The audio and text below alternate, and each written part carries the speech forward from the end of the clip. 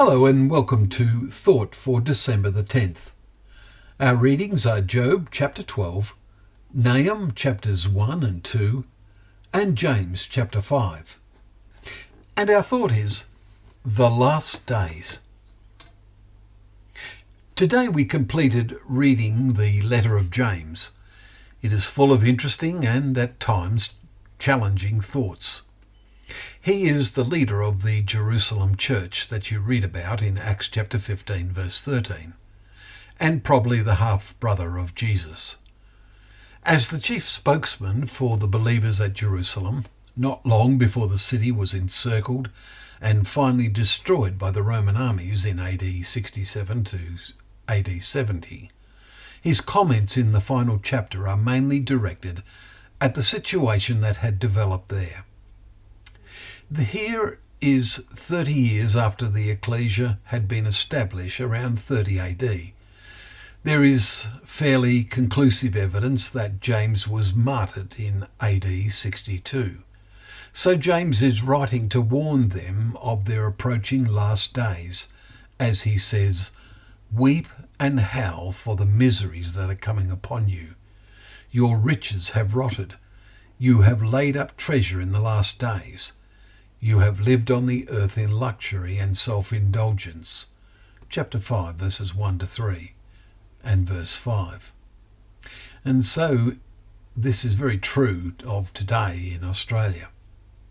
Remember how when we read 2 Timothy chapter 3 a few weeks ago, we saw the reference to the conditions in the last days, and saw flowing on from the previous chapter a description of the spiritual condition of believers. They had only a form of godliness, and this is so parallel to the situation James is facing. Back in James, we see how he then makes the vital point: be patient, steadfast. Therefore, brothers, until the coming of the Lord, establish your hearts. The judge is standing at the door. Verses 7 and 8.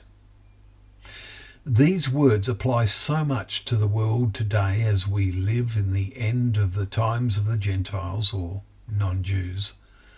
The total godlessness around us is as much a sign to us of the nearing end as we see news of the continuing crisis in the Middle East and Ukraine and surrounding areas, especially in those nations north of God's Holy Land. Behold, we consider those blessed who remain steadfast. You have heard of the steadfastness of Job, verse 11. So, as we read Job for the rest of this month, we should remember how James sees him as an example. May Job be an example to us also in these last days. Well, thank you once again for joining us for Thought for the Day, where together we can open up God's Word, the Scriptures of truth. We know that those words are a lamp to our feet and a light to our path.